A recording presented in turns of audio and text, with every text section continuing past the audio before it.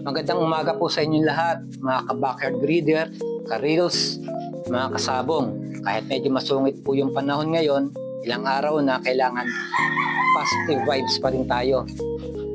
Ngayong umaga, magpapatuka uli kami ng aming mga alagang manok. Siyempre, ito yung ating daily routine.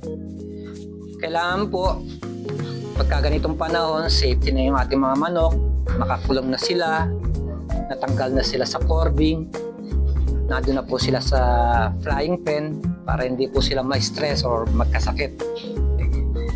At kung hindi naman po sapat ang inyong kulungan ng mga manok or flying pen at nakatundos lang sila sa tipis, make it sure na chine-check nyo sila time to time lalo't pag tag-ulan dahil lumalambot po yung lupa kapag matagal na siyang basa. Nagiging putik na po siya. So ang tendency niyan, maaari silang makawala at magpaluan lalo't kung aalis kayo ng bahay, walang bantay sa inyong manukan. Pag-uwi nyo, patay na sila dahil yung mga manok na yan, once na nakawala yan, hanggat may buhay yan, hanggat may hinga yan, nagpapatayan yan, nagpapaluan yan.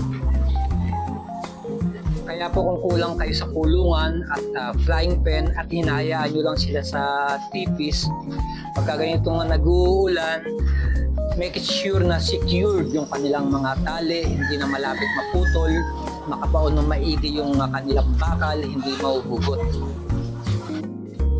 Kaya po sineshare ko sa inyo itong simple tips na ito dahil na-experience ko na po ng mga ilang beses na naririnig ko na nag-alaga pa na sila, mga nagpapaluan na gawa ng mga napunot na sila sa kanilang tundusan.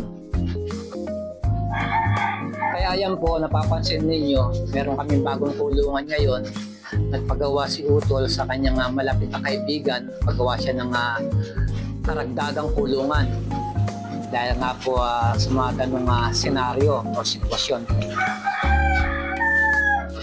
Mapapansin ninyo guys, yung portion nito na aming patuka, double po yan. Gawa nung aming babae at lalaki magkasama sa isang kulungan. Kaya baka akala ng iba bakit ang dami ng portion ng aming pagkain, ang dami naming binibigay. Kasi po magkasama po yung babae at lalaki sa kulungan. Nagpapaitlog po kami. So guys, ganun lamang po. Sana po keep safe kayo. Palagi mag-iingat lalo na sa gabi.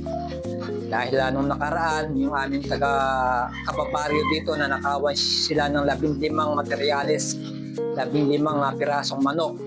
After 1 week, binalikan pa sila ng magnanakaw, kumuha pa uli ng 5. Kaya ingat po tayo.